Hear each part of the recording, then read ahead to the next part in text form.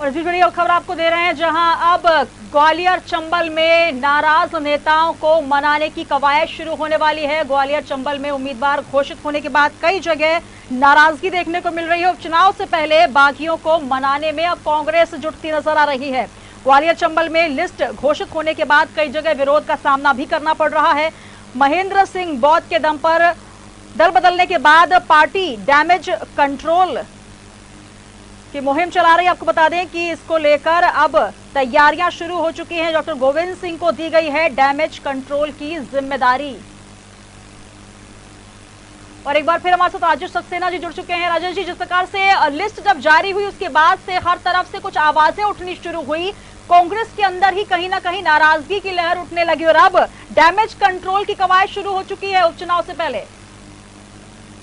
बिल्कुल सुनीता, जिस तरह से अगर हम बात करें, चाहे वो बीजेपी हो चाहे कांग्रेस हो, दोनों ही दलों को जो खतरा है वो इस बात को लेकर है कि जो उनके नेता हैं उनका एक दूसरे पार्टी में जाने का है।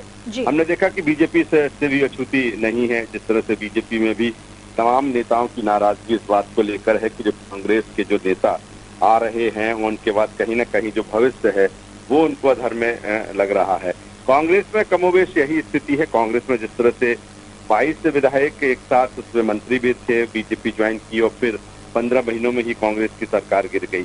अब चुनावी बेला है, चुनावी समर है, ऐसे में कांग्रेस के सामने और चुनौती और चिंता है। जिस तरह से हमने ग्वालियर का मामला देखा, कद्दावर बड़े नेता महेंद्र बौद्ध नाराज थे, भांडेर से उनको चुनाव लड़ना चाह रहे थे लेकिन उनको उम्मीदवार नहीं बनाया। फूल सिंह बरैया को उम्मीदवार कांग्रेस ने वहां पर बना दिया और महेंद्र बौद्ध ने जिस तरह से कांग्रेस को अलविदा कह दिया और उन्होंने बीएसपी उन्होंने बसपा को ज्वाइन किया।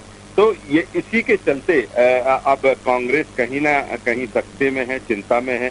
पहले तमाम सारे झटके एक के बाद एक लगे। बीच में प्रद्युम्न सिंह लोधी की बात कर लें, आकाश डेकर की हम बात कर लें, या अन्य नेता जो हैं वो लगातार बीजेपी में पहुंचे या फिर बीजेपी दावा करती है कि उनके संपर्क में है। और अब PCC chief Kamal Nath damage control में लगे हुए हैं। उनके साथ जो नाराजगी है नेताओं की, उनसे चर्चा कर रहे हैं और चर्चा उनकी होने वाली है। खासतौर पर ग्वालियर चंबल क्षेत्र की हम बात करें, दोनों के लिए, चाहे वो बीजेपी हो चाहे कांग्रेस के लिए काफी महत्वपूर्ण है, क्योंकि सबसे ज्यादा 28 में से 16 सीटें इसी क्षेत्र से आती हैं। और ऐसे में पूरी ताकत जो झोंकी जा रही है या पूरी रणनीति जो है वो इसी क्षेत्र को लेकर है।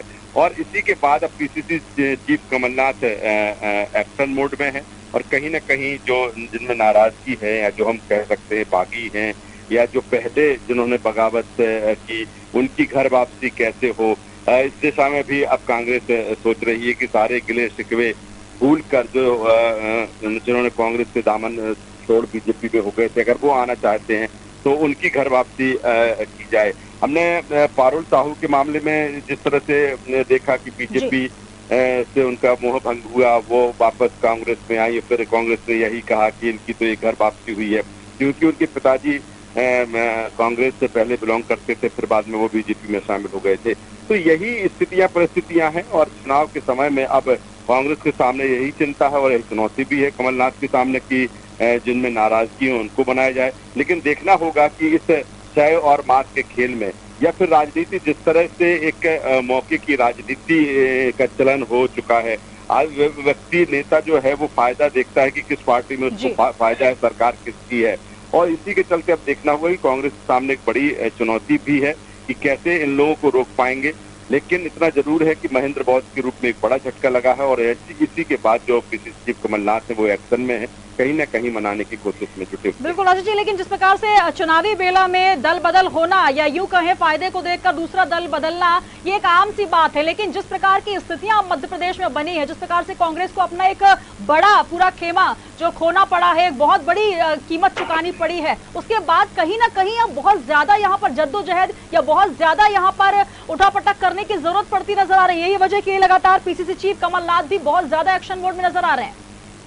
बिल्कुल यही वजह है सुनीता की, जिस तरह से अब चूंकि कांग्रेस के सामने बड़ी समस्या इसी बात को लेकर है कि उनके जो नेता हैं, खासतौर पर विधायक जो हैं, एक एक करके जो विधायक गए, पहले 22 विधायक एक साथ चले गए, फिर 2-3 विधायक और धीरे धीरे करके बीजेपी जिन्होंने ज्वाइन कर ली। और ऐसे में अब बड़ी चुनौती इसी बात को लेकर है कि कांग्रेस के सामने कि कैसे इसको रोका जाए, कैसे इस अभियान को रोका जाए। और अभी तो 15 सीटों का ऐलान कांग्रेस ने किया है जी। अभी बाकी सीटें लगभग 13 सीटें जो हैं, 28 सीटों पर चुनाव होना है, अभी वो भी उनको अपने उम्मीदवार घोषित करना है। अभी तक वो भी उम्मीदवार सामने नहीं है, जबकि ये कहा जा रहा था कि कांग्रेस इस प्लान पर काम कर रही है कि पहले प्रत्याशी घोषित कर दिए जाएं, जिससे कि भरपूर समय उनको मिल जाए अपने क्षेत्र में काम करने के लिए। लेकिन कांग्रेस के सामने चिंता यही है कि अगर अभी सारे प्रत्याशी घोषित कर दिए जाएं और फिर जो अन्य जो नेता हैं वो कहीं उनकी बगावत के जो होगी उसका सामना करना पड़े, तो ऐसे में कांग्रेस अब फूंक कर कदम रख रही है। और सबसे पहले अब पीसीसी चीफ कमलनाथ सारे नेताओं से, सारे जो क्षेत्र के नेता हैं या जो अलग अलग समीकरणों पर फिट बैठ रहे हैं, उनसे चर्चा करना चाहते हैं, उनसे सलाह मशवरा करना चाहते हैं। हालांकि ये चीजें तमाम सारी चीजें हो चुकी हैं सुनीता, कई सर्वे करा चुकी है कांग्रेस, तमाम तरह के जो आंकड़े क्षेत्रीय समीकरण उनको देख चुकी है। लेकिन बड़ी चुनौती यही है कि एक उम्मीदवार तो एक ही मैदान में उतरना है, लेकिन दावेदार तमाम तरह के हैं। और एक बार फिर आरोप लगने लगे हैं कांग्रेस पर कि जो पहले लगते थे 2018 तक ये आरोप थे कि गुटबाजी है कांग्रेस में और कबीले में बटी है। 18 में जब चुनाव फतह किया तो लगा कि नहीं, सब में एकजुटता है। लेकिन अब एक बार फिर उसी समस्या से कांग्रेस जूझ रही है और यही कारण है कि पीसीसी चीफ कमलनाथ के सामने बड़ी चुनौती और चिंता भी है। बिल्कुल, बहुत बड़ी चुनौती और चिंता भी यही वजह है कि उपचुनाव से पहले बागियों को मनाने में अब कांग्रेस जुट चुकी है। ग्वालियर चंबल में उम्मीदवार घोषित होने के बाद कई जगह विरोध के स्वर, उसके बाद अब पीसीसी चीफ असंतुष्ट नेताओं को मनाने ग्वालियर चंबल के दौरे पर लगातार नजर आ रहे हैं और डैमेज कंट्रोल की कोशिश लगातार जारी है। बहुत शुक्रिया राजेश जी, बात से जुड़ने के लिए।